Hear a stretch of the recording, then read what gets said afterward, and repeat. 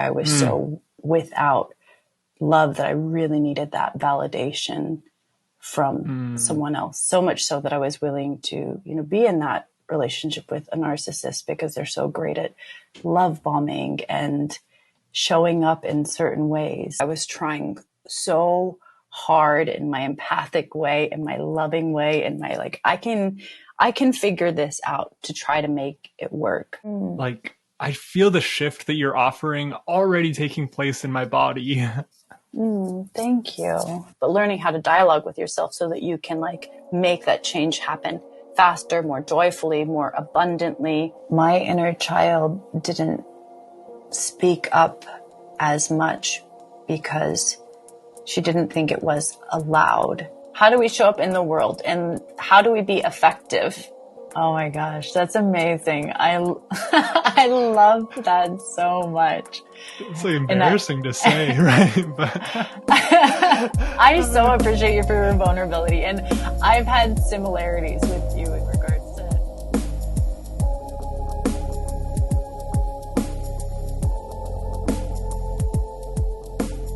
Ohana Friedrick here to teach us how to be human and the art of human. Yeah, as I learn myself how to be an excellent human as well. That's one of the things in my course is I'm not there necessarily to be a teacher per se, but I think I have a little stigmatism with that word, but more just guiding people, because the truth of it is to really be a human is to empower yourself, to have that innate guidance within yourself and know how to tune in and listen to your internal guidance system. What feels right? What feels wrong? When people are going against what you're saying, what are you in integrity with? You have to go to bed with yourself at the end of the day. And how does it feel when you lay your head at night? So beautiful. Yeah, just such a almost a lost art or something. Yeah. Yeah. So, hey, I would just love to hear, just, for our listeners, just to orient to who you are, Intimacy with Soul. Can you just give us what's the download? What's the introduction to your work today before we dive into your backstory? Yeah. I mean, Intimacy with Soul, I just kind of shifted a little bit. I feel like all of us have this innate desire for connection, for authentic, deep, enriching, nourishing connections. That looks different for many types of people, but essentially that's it. And then also to want to fulfill our passion, our soul's purpose in life, and that requires also the connection with ourselves. So that's essentially what Intimacy with Soul is a facilitation to know what questions or how to delve deeper into those places and to connect in the ways that maybe you're having difficulties in needing in a different additional guidance or a different perspective on, to have someone go, hey, what about this? What about this going on? Or why don't you try this? Because sometimes I know for myself, I also need coaching and therapy as well to get that additional insight, because it's so easy in life to be focused like this. Beautiful. Yeah. To get all of our, and just as well, I think the thing I'm geeking out a lot more recently is really how to feel fully expressed and embodied in that human, with the emotions, the feelings, but also how to ride that wave in a healthy way, not to deny ourselves the experience, but to have that structural element that we talked about before, which coincides. So we're not just running with the chicken with our head cut off, but still acknowledging those in a way that's healthy. So the trauma or the pains or the suppression doesn't come back later to bite us in the ass. Am I allowed to say ass?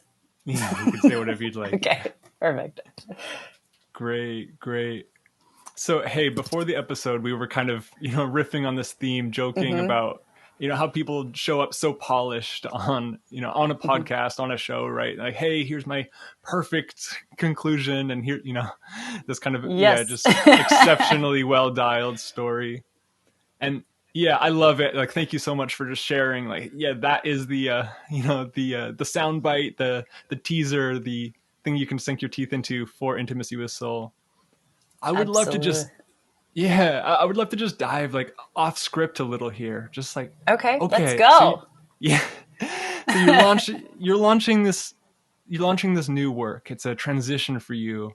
I know Mm-hmm. this. There's the sense of emergence, like a calling or a higher potential or something that is Mm-hmm. driving you towards this work. I would love to just hear, like, for you, Ohana, like on the human level, your version of Yeah. humaning. Like, what is going on? What are your days looking like? What's most alive for you? What are you feeling inside? Yeah. I mean, I almost want to redirect this to like how it made me arrive to this work, like that human aspect. Totally.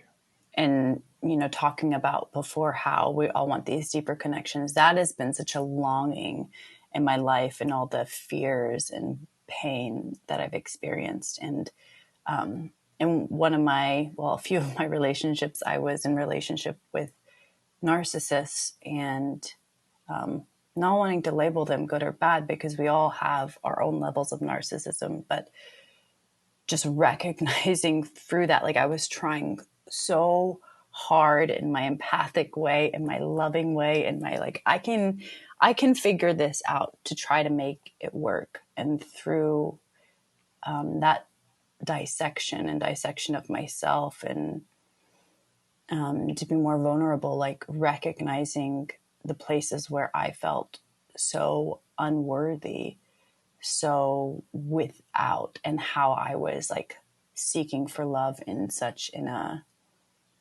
a deprived way. Like I was Mm, so without love that I really needed that validation from mm, someone else. So much so that I was willing to, be in that relationship with a narcissist because they're so great at love bombing and showing up in certain ways that I was enchanted in that part of myself that was seeking to find love. But mm. yeah, thank you. The beauty of that relationship, not that I would ever want to go through it again, is it brought me so fucking low. It brought me to my lowest point in life where I was depressed. I had suicidal ideation. I was in this place where I felt like I could turn to no one. And the few people that I did turn to, for some reason, the universe made it like really impossible for them to show up for me. And I was, in a way, at rock bottom of my entire life. And I had myself. And I didn't realize it at that moment, but that was all that I had to turn to was myself. And through that, luckily, some of the materials that I had been through in trying to figure out that narcissistic relationship came back to me. And this idea of self-parenting and just acknowledging myself, finally hitting a point where like I can't run away from this pain anymore. I can't run away from these feelings of unworthiness, of like, yeah, the fact that I at that time I wanted to kill myself. I wanted to end my life. And just being at that place where I have to face this. I don't have a choice anymore. There's nowhere else to run to. And I think being at that place really gave me, in the end, even though it's despicable, and I imagine those who have been there really understand, but it gives you a sense of strength and bravery, which I think I will carry in the rest of my life, I would imagine. But it's definitely gave me a reservoir of strength that I didn't have before, and an understanding and love for myself that I didn't have before. And the other aspect is, in that narcissistic relationship, it really made me question the integrity of my value of like really wanting to love and care for everyone. And I was very accepting before entering that relationship, and feeling very guarded afterwards, but recognizing, even though there was this feeling of, I don't know if this is the smart thing to do or the wise thing to do, I recognized when I hit that low place, I didn't want to be any other way.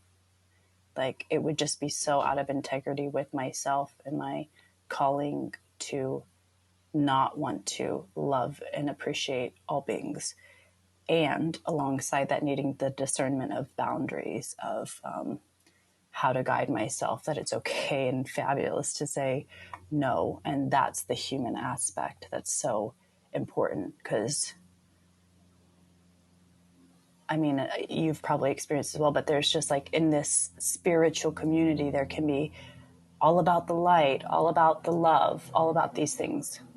But it doesn't encompass the polarity that is essentially the light that needs to be embraced in order for it to be honest, true, and authentic. And hitting that rock bottom point, I really feel like I got to acknowledge those deeper depths and see that this is really what loving is like a blind faith almost in love, that I mean, I have to do this regardless because it's my calling. So I'll pause there. Yeah. Wow. Whew. Yeah, I'm feeling your story just in my heart. And thank you.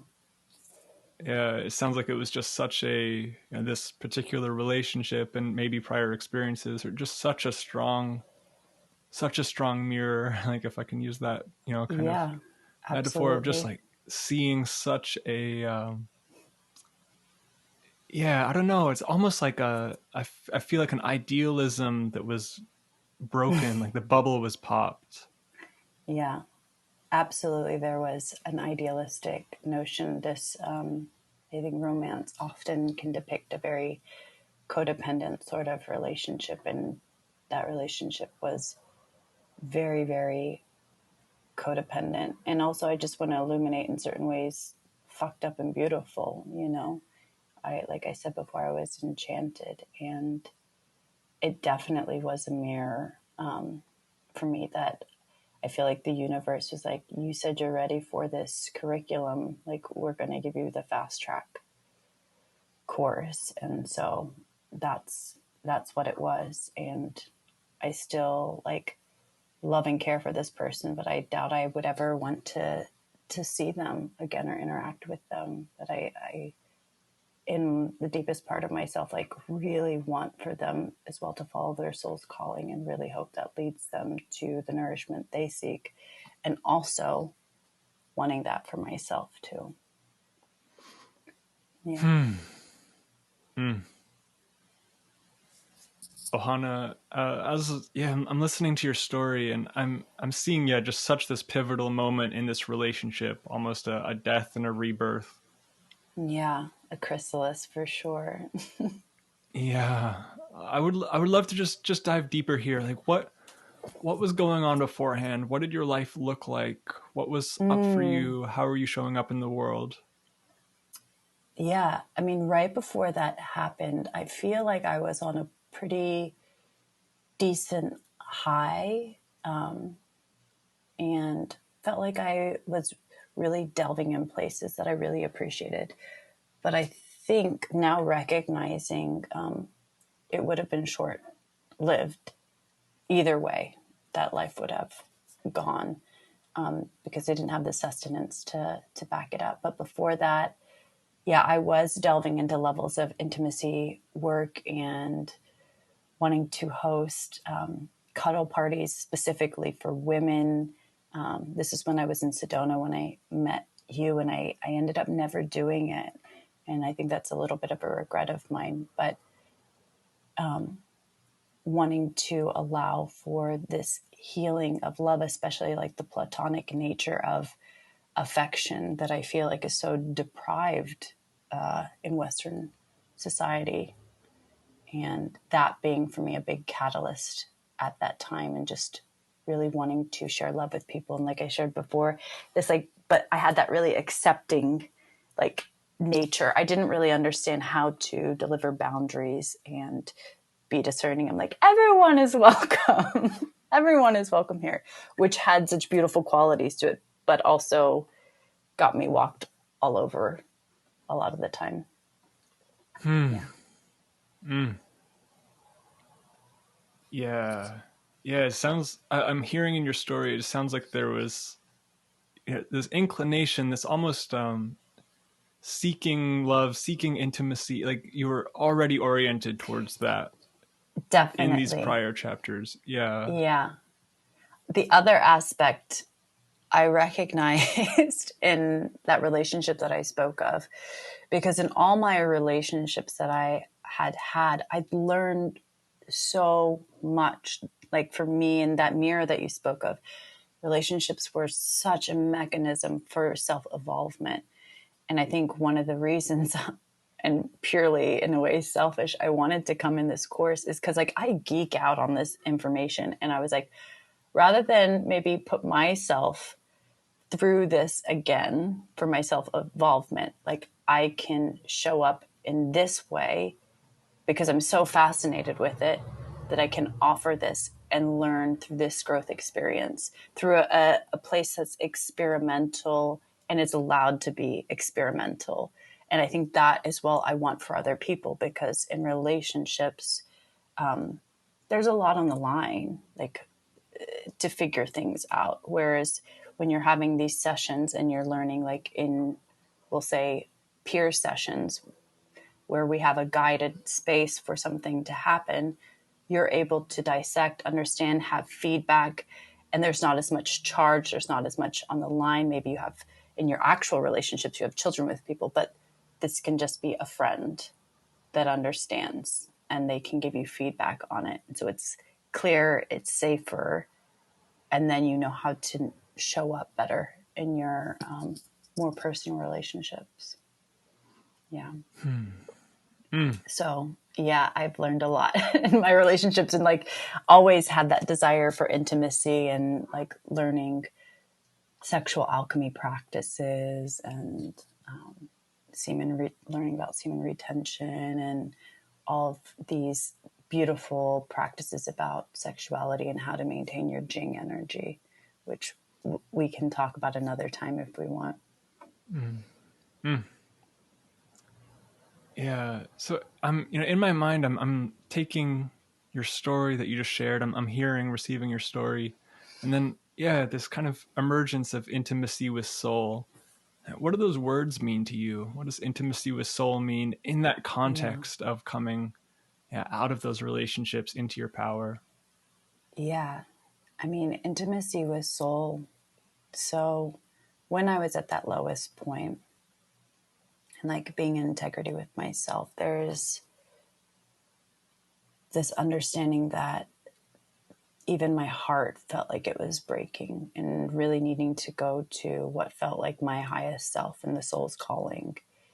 And in that, creating that relationship with my soul. And even after that relationship, there was so much building, as I think a lot of people that have been in narcissistic relationships understand it can be a lifetime of repairing that. But practicing meditation, just finding different ways to really find that fulfillment and safety within myself. So intimacy with soul, like I like it because it has a view play on things. So intimacy with your own soul, intimacy so deep with your own soul that you recognize intimacy with other people's souls. Also, just like when you're having interactions, just having soulful intimacy. So, all of these are encompassed in intimacy with soul. And I love it because, as well, it encompasses the guidance of our heart, our mind, and our primal centers as well. Because if they're not in alignment, in what you're doing or understanding one another, then you can't necessarily fulfill your soul's calling. Hmm. Mm. Yeah, I love how just real for this, real for you this is. Like I feel that it's earned over experiences. It's Yeah, harvested. Like this isn't something you read in a book last week. This is like a very almost I want to say like visceral. Like I feel the weight, the magnitude, the power, the strength that yeah these absolutely. realizations are coming from. Absolutely. Yeah, this is I mean, we had talked about this, like we said before we started recording, with that human quality. And for me, it's like really wanting to be able to empathize and care for people, because I maybe have not been through their exact experience, but I've been through some fucked up, shitty things, and like being able to be in that place where we can all be like, yep, life can be fucked up and shitty sometimes, and getting to celebrate and be okay with each other that's happening. I felt like I went on a tangent and I forgot what you were originally saying, but I feel like that part is just so important for me that, when I was in that low place, I didn't feel like people wanted to go with me to those spaces. And it was so alienating and lonely. And as well, like I could totally empathize and understand why they didn't want to. I don't know if I wanted to go there as well. But in that, it led me to really understand that it is important for us to be there in those deeper places, at least for those people that it calls to have those deeper connections. Yeah. And you can hear my depth in my voice. I might shift into something more playful if needed, but there is like,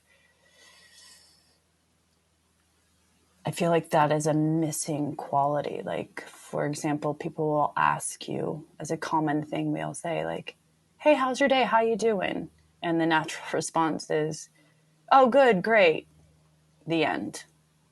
But how honest is that? Are we able to actually be honest with one another? And if you're not honest, then there's not really the chance for authentic connections. And so I'm wanting to have spaces both for myself and for other people to be able to show up where we can be real. We can be human, like we talked about before. And like that also means the joyful aspect, learning how to celebrate, learning how to play, learning how to, roll around in the dirt. Yeah, so full spectrum, right? So, So, yeah, Ohana, as I'm hearing you, and I so love what you're presenting. It's like such a just pure wisdom, just so harvested from your life, and Thank you. just clear. Like, hey, here's an invitation for people. Like, we could step into this full spectrum way of being together, into this, the spiritual and the fun and the real and the gritty and the like, not miss those difficult parts. Absolutely. Yeah. I would love to dive in and just hear, okay, so our audience is, also, spiritual, aspiring, coaches, healers, like, people who are wanting to step into this space. I would love to just dive into your journey there, like intimacy with soul, like give us a bit of backstory. And then I would, if you're willing, if you'd like to do this kind of live on air, I would love to just ask, like, what are your biggest dreams there? Like, where is this going? Yeah. How does it look right now? Like, really to look at your practice. Yeah. The journey into intimacy with soul, it came about quite interestingly. So in that lowest point of my life that I spoke of before, I also had these two best friends, and they were having difficulty in their relationship, and it was kind of make or break it time. And I had just read a bunch of the Gottman Institute books and other books about intimacy and relationships, once again, because of the relationship that I was in. And I just saw they were really going through it. And I felt like I could barely hold space for myself. And for some reason, though, I felt called to be like, extend the offering to them, to hold space for them. And I was a little bit in my head, like, is this the smartest thing? And like thinking, like, in regards to, we're talking about these spiritual people, like, you need to take care of yourself. Self-care is a really important aspect of this journey, because you can only give as much as you have. But it felt right. And I'm glad that I followed that instinct, because I sat with them it did not seem like it went well at all. There was like fighting, frustrations. I didn't feel like they were necessarily hearing each other in the way that they really wanted to.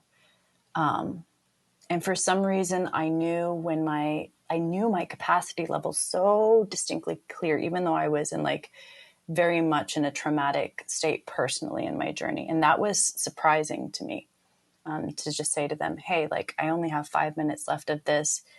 I'm sorry if like this isn't a place of closure. So I ended it thinking that didn't go so great, but also recognizing like I was willing to be in it. Like I think most people would want to run away from that situation. And I'm like, I am so intrigued by this dynamic and what's happening and like the beauty of the relationship, witnessing like how much they want to love and care for one another.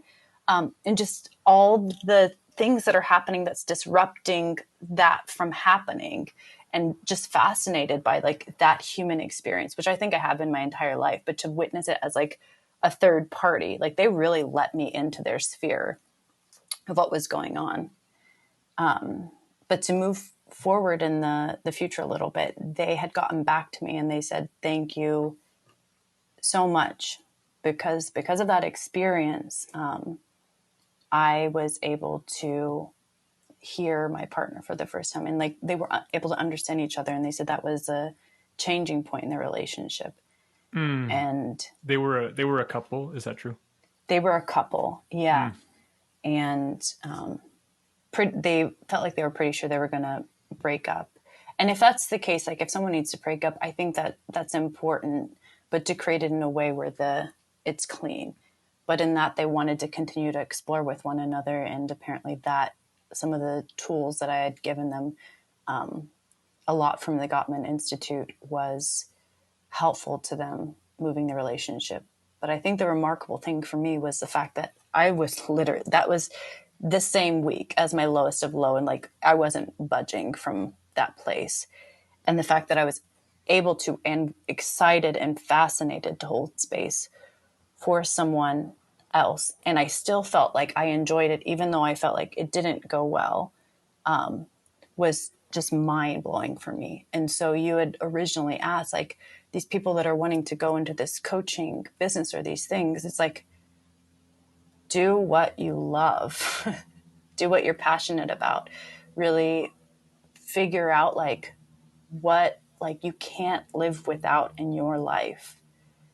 And maybe you can, like in the higher sense of like, there's Buddhist perspective, like non-attachment, but there is that human perspective in the soul. And I believe understands that, of like what you're just so fascinated and enthralled with, that it brings you such an immensity of prosperity and abundance in your life, regardless of the numerical money aspect that's there.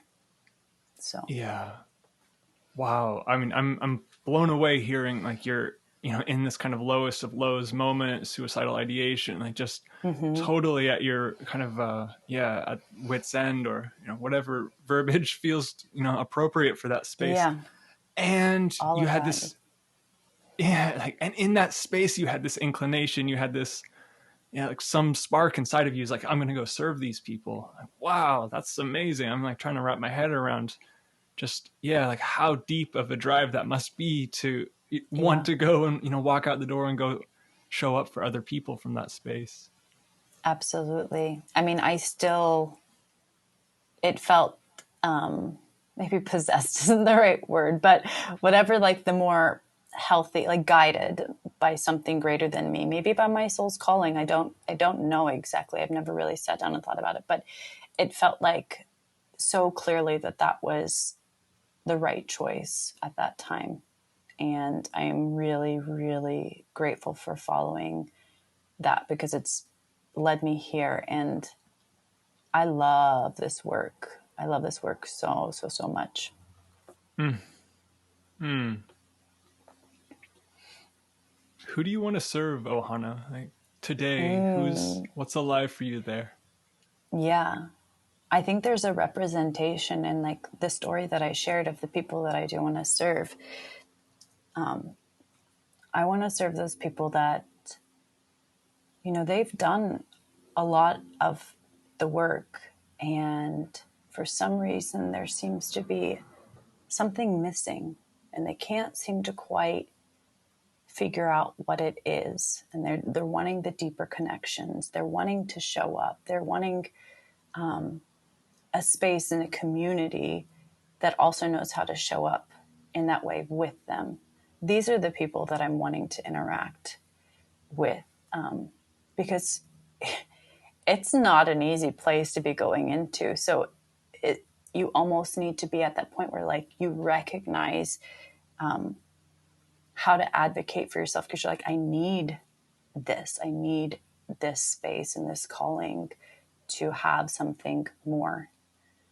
So those are the people that I love. Like, I mean, I told that even story about that couple in that relationship. They were at the end of the relationship, and I don't feel like you need to be at the end of it happening like both of those stories depicted, but there is in that, I think, a remarkable aspect of the question, why are you doing this?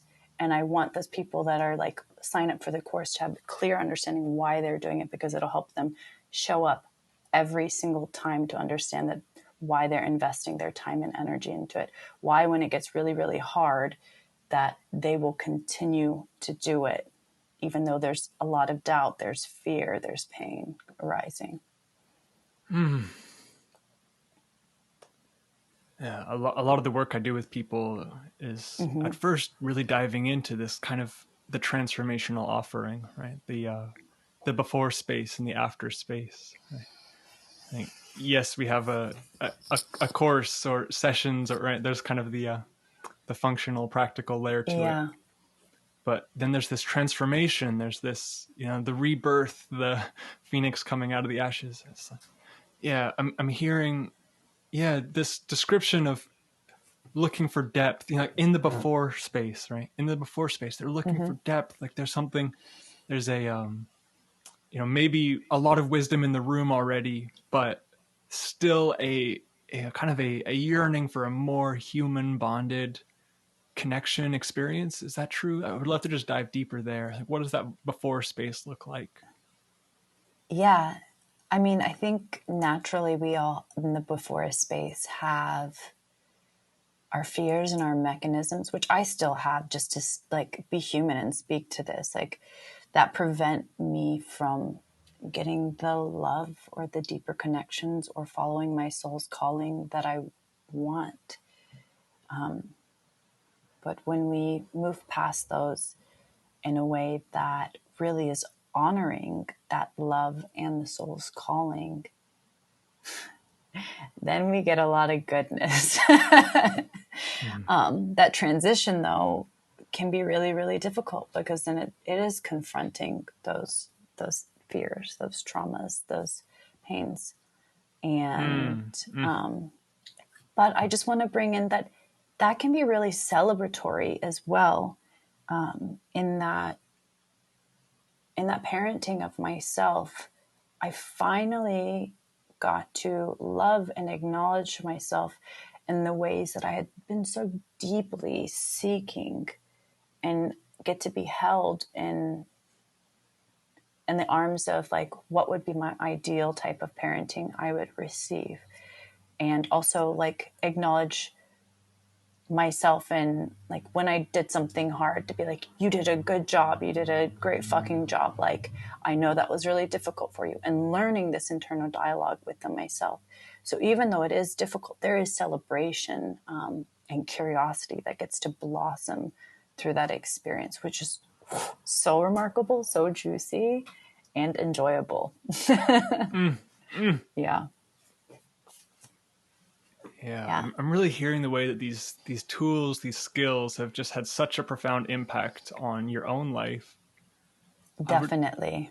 I would love to just ask, like, could you just take us through some of the tools? Like, what's been the most impactful? You're talking about inner parenting. Like, what are what's in the field there for you? I actually want to start first with curiosity. Curiosity is huge. I would say that is a huge foundation in my curriculum. I don't know if I'm going to get this phrase right, but I saw this posted somewhere. Don't know if it's true, but I'm subscribing to it. Of when you're learning something, it takes 400 or 500 repetitions to make it like adhere or to learn it fully. But when you're in that playful state, it takes 10 to 40 times. So being curious is extremely, like for those practical people, which I am too. We talked about the type A hippie. I love myself some efficiency for sure. So curiosity is a great way to be efficient in this exploration of growth. It takes away the judgment and shame, which can really just weigh us down and give us a difficult perspective to be able to see the truth of the situation. But when we're curious, it brings more levels of non-attachment. It brings excitement. It brings joy. It brings a vaster way of looking and gives us more possibilities. So I would say curiosity for me has been a huge one. Wow. I love that. I love that you, yeah, it's like inner child, like a sense of wonder that just kind of takes away the defensive membrane that keeps so much growth out of our field. Absolutely. You're spot on with that. Yes. I love that. Yeah, I love that. I could just go and run through my day in a curious, open-hearted, curious way and just soak in like so much more growth, so much more potential energy. Absolutely. Yeah. It's really, really powerful. And I can see like, even as you're speaking it, like this lively nature come up in your eyes. Yeah. And it's like, it's joy, it's spirit, it's that fire, it's that passion, but from a honest place. And just like, imagine having more of that in your day, even if you are like sad and angry and upset and be like, I'm so angry. Like, what's going on in my body? What's somatically happening? Oh my God, I'm so fiery right now. Like, oh, my thoughts, it's harder to think straight. Like, I'm feeling very constricted, like, and going about it this way versus maybe like, oh, I shouldn't be angry right now, or I'm so angry now, I need to go punch something. But like really being curious instead and getting to celebrate and like bring in that joy and the curiosity, even though you're feeling angry. Yeah, curiosity is such a good word for it. It's such like a, I want to say like a meta emotion or a meta, it's yes. like whatever else could be going on, you can be curious about it and it will bring a higher level of openness. Absolutely. Yeah, I think it brings like, we talk a lot about in spirituality about expansion or light. I think it brings in that, but like in a natural way where the curiosity brings in the light and expansion by a natural choice of the way we're looking. Can you tell me a story from your own life where you first kind of realized and applied that? Or I'm just thinking you shared so deeply about these difficult relationships. Like I wonder what the moment was for you where it was like, oh wow, if I do this, it opens this new possibility portal. Yeah. I feel like curiosity has been one of those slow evolutions I have fought. But there is like a clearer space of when I took the program that I did my intimacy, relationship, and sex coaching with called Somatica. They talk a lot about deshamifying and releasing shame. And I do have this natural notion that in order to honor that part of ourselves, maybe call it the inner child, but where we give ourselves a directive to be able to focus on that feels wholesome. And I don't mean that just in the positive way, but just like when it says to deshamify, that means to get rid of the shame. But that kind of leaves you with no trajectory or understanding how to be. So the opposite lens of that is like curiosity, empathy, to release the limitations or confinements of that space, because shame often is like a hiding mechanism.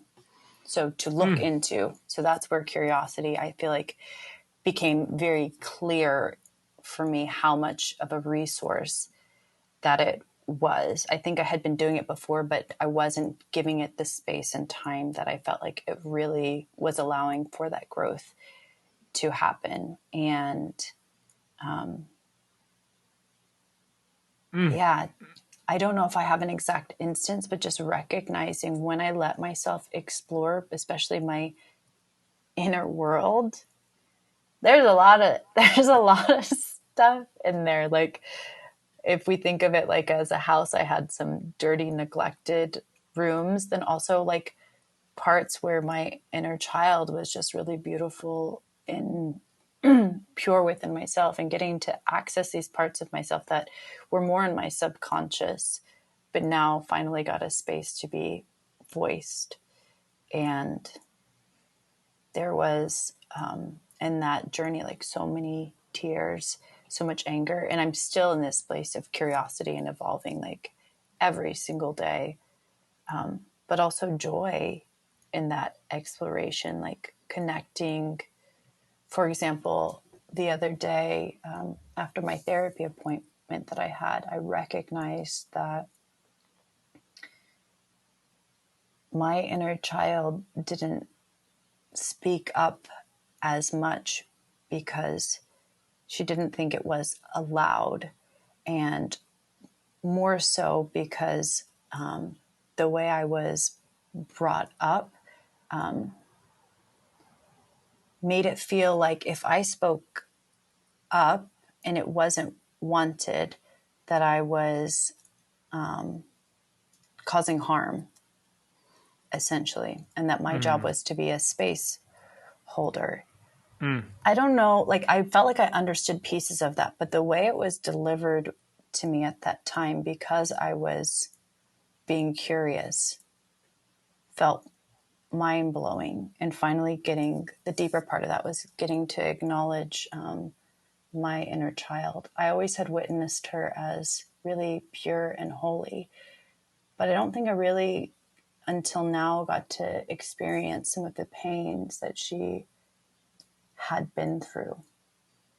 And yeah, there was some crying and laughing, and some tools of me even just sitting with myself to sit with her, because in certain ways her voice is so neglected that I needed to give her space to just be, because I was asking her questions and recognizing she wasn't speaking up. So I'm saying all these things because these are the lenses of curiosity that allow for that inner dialogue, for you to figure out what works for you and yourself and your curriculum of how you want to evolve, what feels like the right thing. And it's an experiment to do. Yeah. I love hearing how this curiosity is not, it's not the end goal, but it is the vehicle, right? It's like, Exactly. So well put. Yeah. Yeah. Like, unlocks so much potential for insight, potential for growth.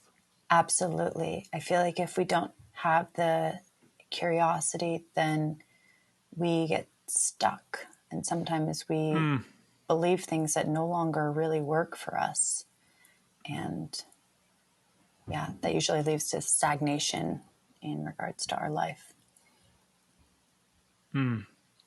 Yeah, I'm really appreciating too how you're framing, like, having done a lot of personal development work, a lot of spiritual work, like so much of it is about unwinding and unlearning.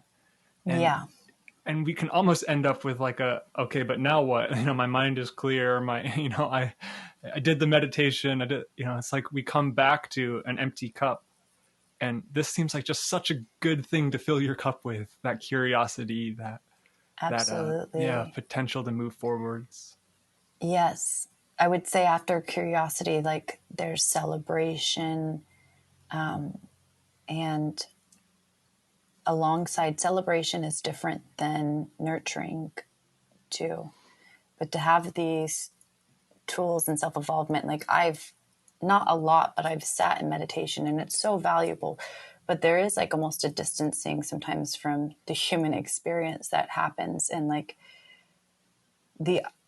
from what I understand, the idea of meditation is so that you can be in that state at all times. And so within me, there's this desire to find bliss in all moments, in all interactions, and everything that's there, which I think is part of, in the way, the goal of meditation, depending on what practices that you follow. And for me, I felt like there was, in regards to material, that missing link, though, of like, I want to be in this world.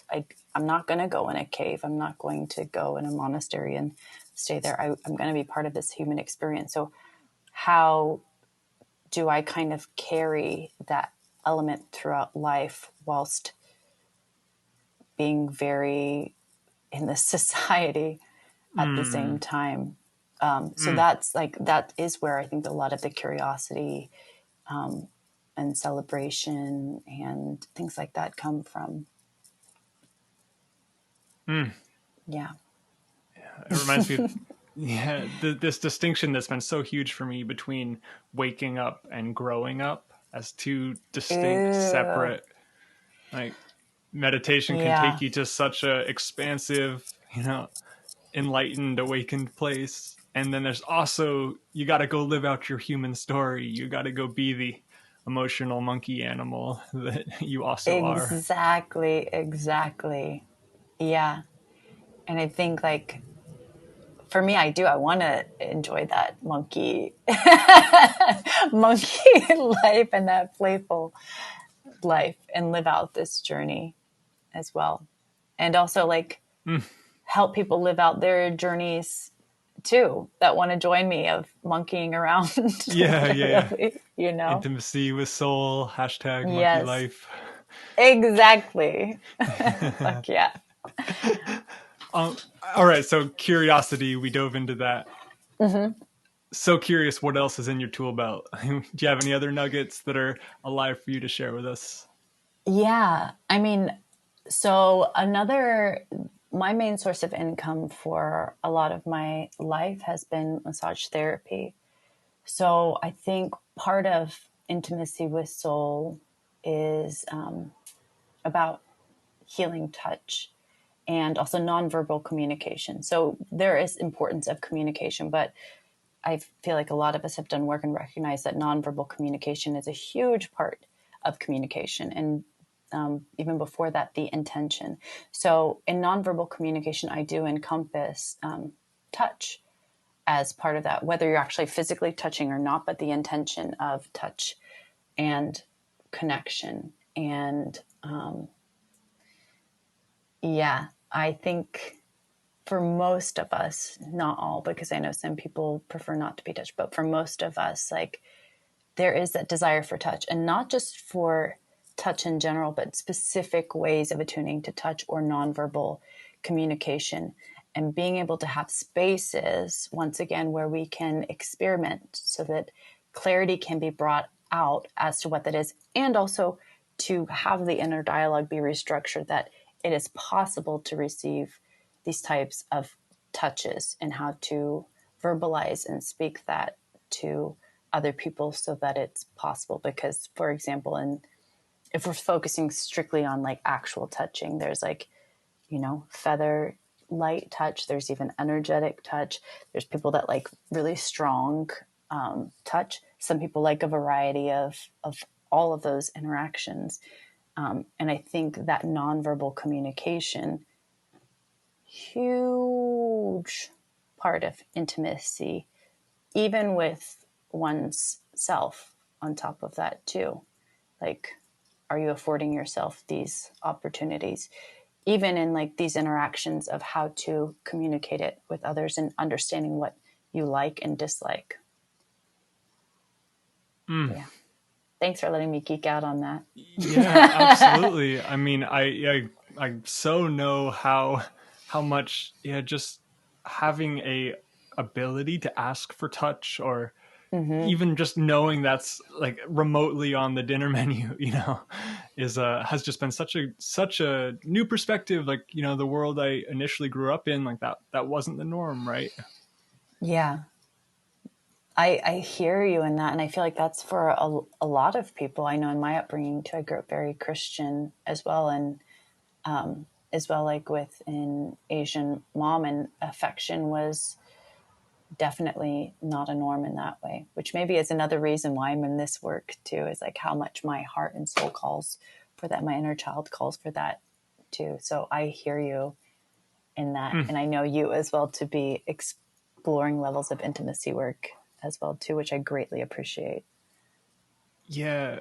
Yeah, I'm feeling just so much kind of kinship, or like we're on, yeah, it's just such a shared journey there with how Yeah. can we kind of catalog and then rebuild all the aspects of life that weren't nourishing in previous chapters, and yeah, be able to offer that, be able to say like, hey, these are actually super important, and you Yeah. have permission to do this. It's not that weird. It's not that, like let's let this be Exactly. normal. Yeah. Exactly. I love what you're saying of like, let's let this be normal, because to diminutize anybody's need or want is to deny the experience of them. And that just sucks. Like, that's just saying I don't want anything to do with you. And like, I think in Yeah. that level of connection, like if that's your truth and you don't want connection with that person, and taking responsibility for that rather than diminutizing that other person for Mm. the beauty of who they are and their experience. Mm. Mm. So I love what you just said. Yeah, absolutely. Another frame that's been really powerful for me is just understanding like this notion of primary pleasures versus secondary pleasures. Like, I don't know about this. Please yeah, it's share. like what you're describing are primary pleasures, right? Mm-hmm. And like maybe the word pleasure is too strong, but I think it's actually relevant. It's Yeah, it's touch, it's intimacy, it's closeness, it's directly having your needs met, directly tuning into your monkey animal and saying, hey bud, like what's up for you, what do you need? If I you're love hungry, that. yeah, like if you're hungry, like a really nourishing meal is a primary pleasure. Secondary pleasures are like all the all the kind of other choices we make to try Mm-hmm. to fulfill that need, but it doesn't quite do it. Like, oh, I'm feeling malnourished, I'm gonna scroll Instagram to feel pleasure, or Oh, okay. I haven't had a hug in a long time, I'm gonna go shopping and blow a bunch of money, and or whatever it is. Like all these, yeah, all these ways that, and I think it's kind of like a big deal to look at. A lot of American culture is like very secondary pleasure oriented. Yeah, it's very focused on igniting dopamine in a lot of us too, which doesn't lead often to a feeling of satisfaction in Yeah. the end. But I think, wow, I'm so glad for you highlighting that for me. Like, I love learning all of these new things, and I do feel our society as well is very focused on secondary pleasure, and like almost this story behind it of like, I just need to get by, or like almost Right. scarcity, which I'm not down with. Like, Yeah. Yeah. let's Yeah. not do that. Let's, like, you can have pretty much whatever you want, but we just got to be clear on it. And yes, you need to be mindful of things in life, but like, why not go get what you want? Right. Why not get those primary pleasures? And I love that you use the word pleasures. I think that's really important. Like, I don't often decipher on purpose the between need and desire or want, because I think deciphering that can diminutize the natural expression of the body. I do think there is like a hierarchy that is important to acknowledge, in that, like, of when it needs to get done and the possibilities of it happening. But in regards to that, it is there and there's a draw towards something. I think it's just important to let be there and not delineate whether it's a want, need, or desire. So Right. Right. Right. Embrace it. embrace Yeah. it. Yeah. celebrate that you have something you're excited about. Ah, so Yeah. good.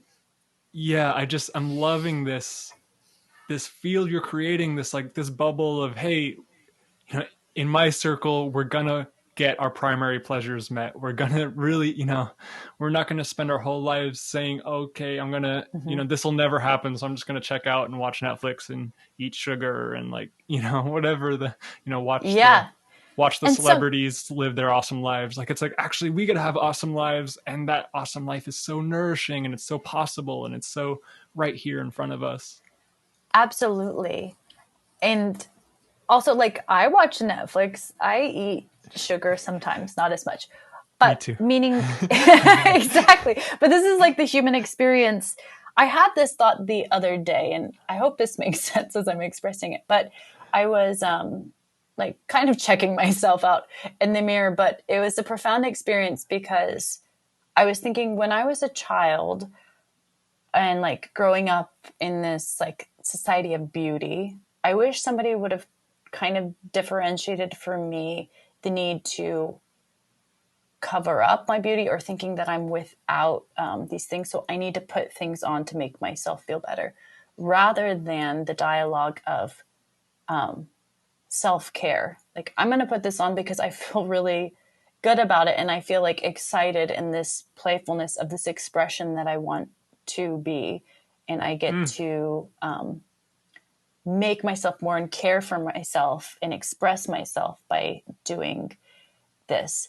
And I think that's what's important. Like, we're talking about the Netflix and sugar, and like, I just want to also de-shamify that because sometimes we need to have these experiences of having those things and those catalysts and like go there, but just let it be a choice and ask yourself, like, is this self-care, is this an experiment in this evolvement, rather than being like making yourself feel less for that experience. So good. Thank you. Wow. Yeah, yeah, yeah. I would say, in my own life, I've been, yeah, just exploring more. Like, I don't know, I go through phases of like, okay, no scrolling social media, or no, Yeah. like I kind of create these hard lines, and yeah, I love taking your curiosity lens and applying it to all these kind of worldly experiences. Yeah, thank you. I appreciate you speaking vulnerably to that, and as well, like being open to bring that lens of curiosity to those places.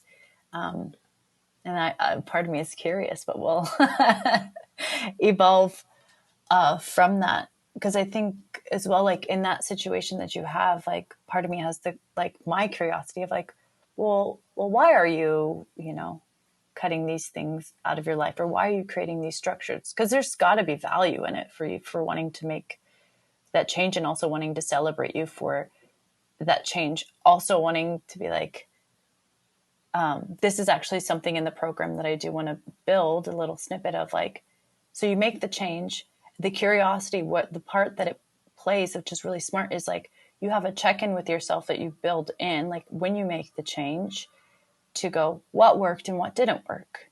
And like, say you didn't even do the thing, to celebrate the places as to why you didn't do the thing, of like, I've had a really big week. Like, I've done a lot this week. Be like, wow, I've done a lot this week. Rather than being like, oh, I didn't do it again, and this course, more that particular course, is for people who want to shift that inner dialogue to allow for the prosperity mindset. Sometimes we do need to like allow for that negative talk to be there, but this for the people that are like, I'm done with this negative talk because it's like kind of preventing me from moving forward into my soul's calling, and allow for a healthier subconscious that supports the evolvement that happens. I hope that made sense. Yeah, definitely. And I'm really seeing the kind of the metaphor or the parallel between what you were just sharing about makeup and beauty and Mm-hmm. this work of like, yeah, it's like you can approach makeup with shame, right? Like, oh, Mm-hmm. I'm not good enough. I'm going to do this to kind of hide and, downplay myself, or like, because I'm not inherently good enough, I'll put makeup on, versus the expression. Yes. expression approach to it, right? Like, this is enhancing how I feel today. This is a more, yeah, I really love, you can also view Netflix through that realm. You can also view, like, Exactly. Yep. yeah. Like, how can we embrace all these aspects of life from that place of curiosity, from that place of, this is bringing fullness to me. This is like my personal example is, um, I was when I was living in Arizona, I developed this, like, strange love for Walmart, which is like, I've I love. I've Okay, I like want to hear judged, more. I yeah, want to hear more about this. Yes. I've judged Walmart so much throughout my Yeah, life, me right? too. Just, like, the worst place, and yeah, thinking of just so many cultural messages have kind of pointed towards Walmart just being like the epitome of the life that we don't want to live and the way we don't want to live. Exactly. Yes, I hear you. Oh my God, I love this. And yeah, just okay, I'm living in Arizona, it's Uh-huh. 120 degrees. And I don't know, just yeah, there was just a day where I was like, well, I needed something. I was like, I wonder if Walmart has it. I drove in there and I just had this moment of like, wow, this is so enriching and enlivening for me to be in this place of so much material abundance, and it's air conditioned and it's spacious. Like, Yeah. It's a big warehouse for you to explore. yeah. Just like to take that curiosity lens into that, and just it allowed a new lens, a new perspective, and a whole new, like, oh, what if I just Yeah. dropped all my pre-existing notions of this and just experienced it, like, viscerally firsthand. Yeah. Oh my gosh, that's amazing. I love that so much. It's like And embarrassing to say, right? But I so appreciate you for your vulnerability. And I've had similarities with you in regards to Walmart and other, mega corporation situations. Like, for example, I get annoyed with Amazon.com, which I purposely call Amazon.com because I want to delineate not the that jungle. exactly the jungle came first, come Yeah. on. But at the same time, I'm buying stuff from them all the time. And so there is that inner dialogue of like, how do we show up in the world and how do we be effective in our life? And like, yeah, there is dialogue for me to have about integrity with myself. But in that dialogue, assuring that I'm not shaming and being cruel to myself so I can find solutions that work for me. And Yeah. also, like if you think of a child and their evolvement and to allow them to grow faster, and anybody really, if you give them encouragement and positive reinforcement, they're going to get there a lot faster than if you're like, you're doing it wrong, you're doing it wrong. They're just going to feel really bad about themselves over a period of time. So having Yeah. that inner dialogue for the catalyst for change, I'm not saying we're not going to change if that change needs to happen, but learning how to dialogue with yourself so that you can like make that change happen faster, more joyfully, more abundantly. And it actually helps sometimes give you more possibilities than you even imagined, because bringing in gratitude and appreciation in regards to manifestation helps it happen a lot faster, and as well usually gives you things that are greater than what you asked for. So that's a little side tangent, little nugget. Mm. But I love, thank you for sharing. Thank you for being Yeah. vulnerable. I love it. Absolutely. Yeah.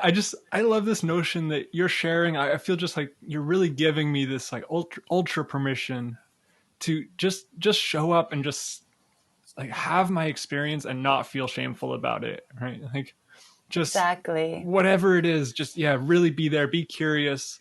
I had a Yeah. powerful conversation this week with a guy, and we were riffing on this notion of, like, the internal dialogue that just says, wrong, wrong, wrong, this is bad, you're like, and what you're sharing just feels like such an antidote to that. Like, I'm Yes. curious, I'm just here, like, I don't have any big story about whether or not I'm wearing makeup or in Walmart or, shopping on Amazon.com. Like it's just an experience, and I can be with that experience. Yeah. And like, I do think there's like a feeling for me, rather than wrong or right, of like more contraction or more expansion. And that being like a guiding force of like, hey, this is making me contract and feel stiff and rigid. So it's probably not the most place for vitality to be, because contraction usually leads to like, you know, more stress, more pressure, less circulation. So allowing for it more expansion and rethinking in these ways so that we can promote vitality. And as well, you talked about earlier in like wanting to get to know you. I think that's it essentially. Like that is the exploration of like, for you to really be here and be present is to know yourself and whatever that looks like. And I would love to be the catalyst for people to know themselves, and quite selfishly want that to be reciprocated, and as well for me to know myself too in this process. Wow. Ohana, I'm almost in tears. Like I just feel, Wow. I feel emotional. I feel like I feel the shift that you're offering already taking place in my body. Thank you. That really touches me. Yeah. Thank you. Like I'm definitely going to walk through my day differently because of this conversation. I'm really, really grateful to hear that. I want to add one more piece because, so we'll use as an example. If you are shaming yourself, try not to shame yourself for shaming yourself. There's, Be curious about that one too. Yes. And like, okay, so you shame yourself for shaming yourself, then don't try to shame, like just do your best not to shame yourself, but just don't shame yourself. And if you do, just let it be there. I've had such humorous dialogues with myself, which ended up being really beautiful and illuminating, because I just went, hey, I'm shaming myself right now. This is hilarious. Like, I don't need to be doing this right now, but I see you and I care about you. And like, I also see that you're shaming yourself. Whenever you're done with this, like, I want to hear about it and like figure this out. Like, that's the inner dialogue that happens in my head. So also just not wanting to make it like, if you start to do these things, it's okay. Because when you catch on and when you do it, you can shift when it naturally happens without force. So I just want to bring that piece in, because sometimes, like, even in spiritual society, there's like a force of, I've got to do this, I have to, which that's essentially a domination of self, which doesn't really work. It doesn't give free will and choice and autonomy to happen. So that was my last, yeah, my last piece. I'm blown away at this dynamic between shame and curiosity and the interplay there. That's just super cool. I've never heard anything like that. Quite the way that those two, like, I don't know, there's this give and take. There's like, if there's curiosity, shame starts dispersing, and if there's a lack of curiosity, shame starts, expanding. Yeah.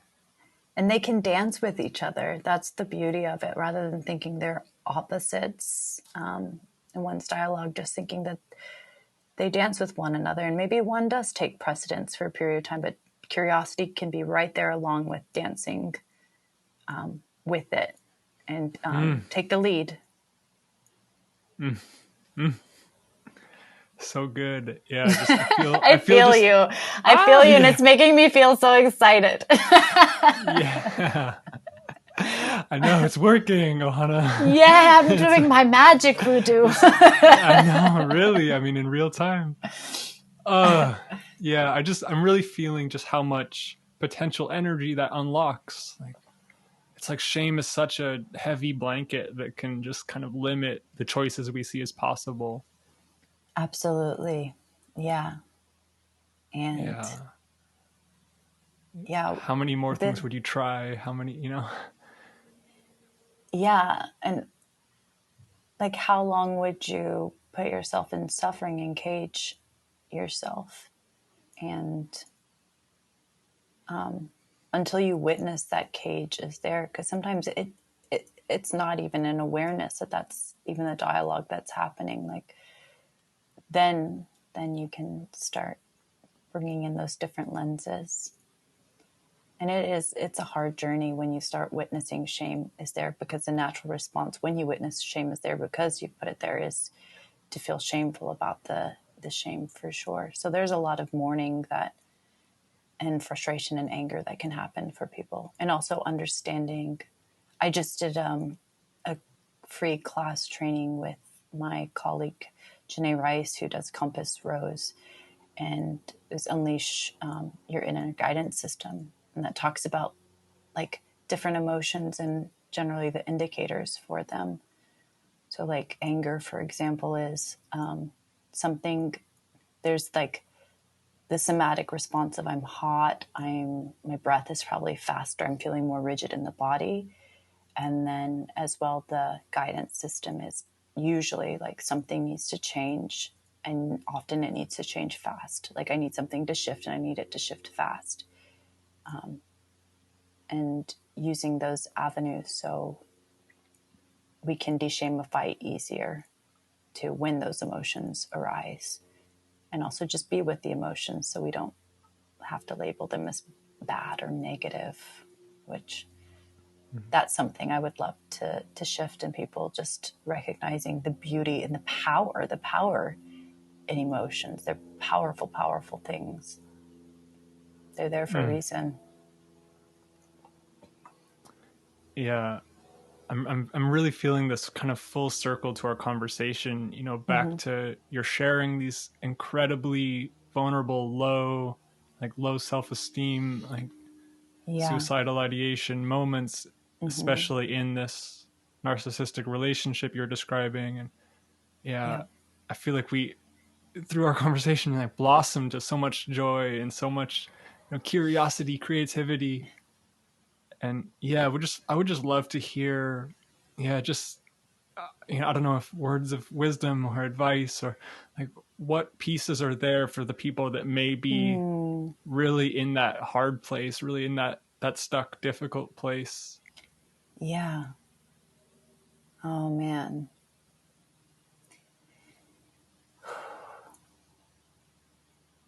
You can be your own best friend, and especially for those people that are in those really difficult places, like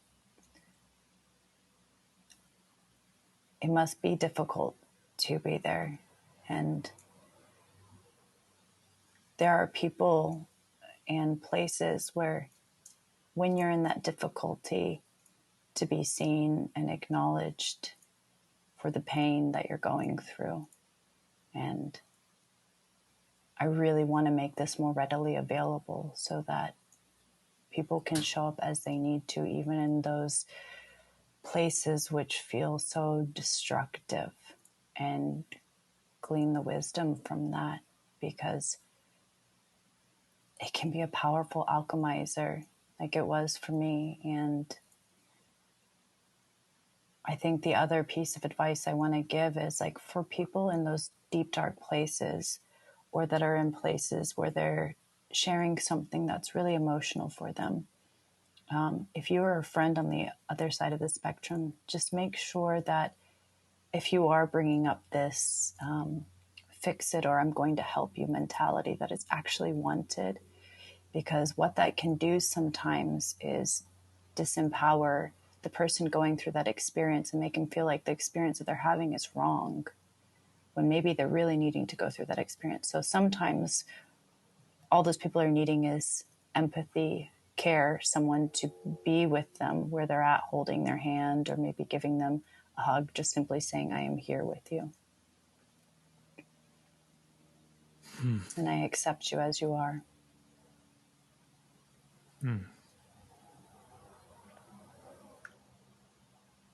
Thank you so much, Johanna. Yeah, just the realness of your journey and the lived experiences. And, Yeah. whew. Thank you, Matt. Thank you for your presentness, and as well, like the attunement to what I'm saying, I can very much like feel in your responses and your questioning the amount of investment you are here with me as we were journeying today. So I'm in deep gratitude for that. I mean, I feel like presentness and attentiveness is like the greatest currency that we have. So I just want to say thank you. Thank you for sharing that with me. Yeah, you're so welcome. So, Ohana, for anybody listening to this who would like to get in touch with you to learn more about your offerings, your courses, could you just share some invitations there? Yeah, I have my Linktree account, which is under Ohana Friedrick. And as well, I have Instagram account called Intimacy with Soul, SOUL, just to clarify. And those are, I imagine, the two main places to reach out to me on. And hopefully I'll be posting more material, sharing. There's retreats down the line, and I do have a 4-week course, but that's coming up at the end of November with Janae Rice of Compass Rose. Well, we'll be journeying into deeper aspects of some of what I shared here too. Thank you so much for being on the show today, sharing just so real, such, just powerful messages. Yeah, thank you for creating this space as well. I'm very grateful for you too. This is my first podcast ever, so you made it very, very comfortable. And I just feel really grateful for this experience.